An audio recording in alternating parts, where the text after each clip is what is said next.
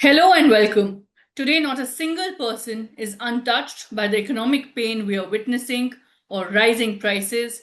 To decode this further, I'm joined by senior economist Mitali Nikore. Mitali, thank you for joining us.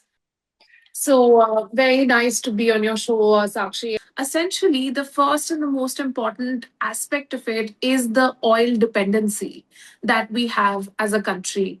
And of course, India is not alone in this. There are a number of economies which are highly dependent on oil, which don't even have the kind of renewable energy investments and assets that India does. And also, they don't even have the potential. At least India, we have the potential to tap into solar energy, for example, in a very big way to power up our economy in the future. But we haven't done so as of now. And that's the structural reform that we need. So, to get out of this situation, unfortunately, a little bit of pain would have to be borne because we need to reorient the direction of our growth. We need to move away from this oil dependency towards renewable energy, move away from, say, personal diesel or petrol cars to electric vehicles and public transport. Move away from, overexposure to certain FII classes, which are actually, creating issues with even our foreign exchange towards a more balanced forex regime. So a number of these changes would have to take place. Of course, they wouldn't probably be required had the oil shock not taken place. But since it has, and since we are in this situation, we would have to take some steps to get out of it.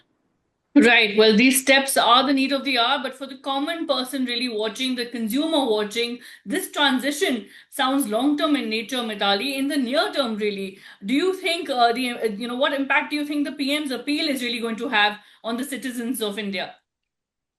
So I think it's a very interesting social experiment. It's pretty much. I think we've been tracking this situation across countries, and there are very few countries where the head of state has actually openly spoken to the citizens in this manner and said that we are going through a difficult time. We all have to tighten our belts, and these are some ways in which we can do it.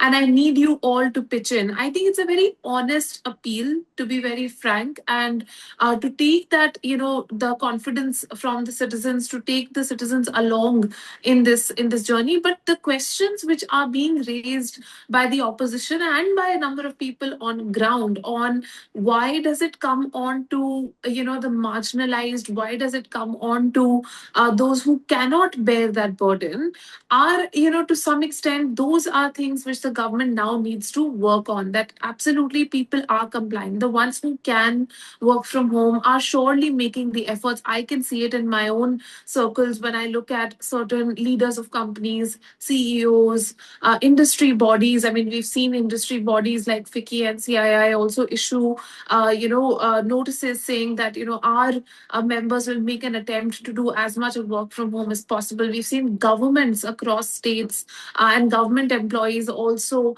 making that effort. But the ones who absolutely cannot do it, and the ones who are in those portions of the economy that cannot be made virtual, like say industries or agriculture or manufacturing, for them, we need to have a series of solutions that need to come in through this year to ease the pain. Right, a series of solutions, really. And, for those wondering that, look, net foreign direct investments have plunged. Your thoughts on how India can revive this situation altogether, as investments have also now taken center stage, given the geopolitical uncertainty, Mitali? So I think one very interesting trend that is starting to come in on the investment side is that a lot of people whose companies have seen, say, their foreign partners getting a bit of a cold feet because of not wanting to expand the investment, maybe not pulling out but saying, okay, I don't think we need to set up this second plant yet, or I don't think we need to do this expansion yet. That is something which I am seeing within the manufacturing space happening.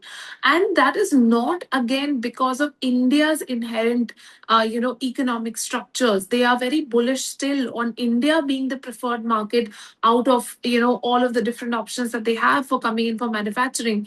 But they're more worried about the global demand and the overall macroeconomic slowdown that we would see, especially in markets like the Gulf, where India had recently signed an FTA and could have maximized its exports. It's not possible anymore in this scenario.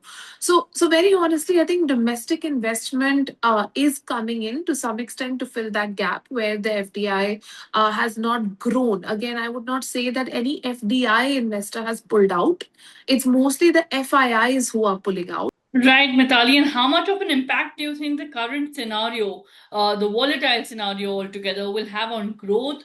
And if so, for how long? So very honestly, in this situation, I would say export of services is something that we have to keep on expediting. And I think the IT sector is really trying to also diversify its services and move more up on the AI value chain so that they can integrate AI services much more in their portfolio, which will help them with expanding services across the world. And the second area that we really have to think about is our domestic market and how can we strengthen and deepen our domestic market. And if you see, the Prime Minister also alluded exactly to this. He said, we need to buy Swadeshi. Now, there's a very clear logic to this, right? If we are not able to export our goods and we are still importing high value goods, then our foreign exchange is also going out. Now, this is a war situation. This is not a peacetime situation. In a peacetime situation, as much trade as possible. It's good for all economies, right? For the global economy. But in a war situation, you don't know, where things are going to go. So in that situation, definitely you have to favor your own country's, goods and services. And I really believe that shopkeepers, retailers across the country should just set up a separate aisle, like a Made in India aisle. I've seen this in grocery stores across the UK, across the US, where you have a very proud Made in Britain or a Made in USA kind of aisle where every product is made in that country. So I think we should also do this because at the end of the day, this is one way to kickstart and deepen the domestic economy. Is India facing a temporary slowdown, or are there signs of a deeper structural challenge then, Mitali? How would you describe this current situation? So I think it's a bit of both, to be very honest. And, I think your question is just fantastic. I mean, but it's also a bit of both because, very honestly, if you think about it, at some level, these challenges, like say what we're seeing on the oil dependency, that's what I started with, that is a structural issue, right? That's the foundation of a lot of our energy usage. How do we use our energy and how do we get our energy? That's a structural bedrock of the economy.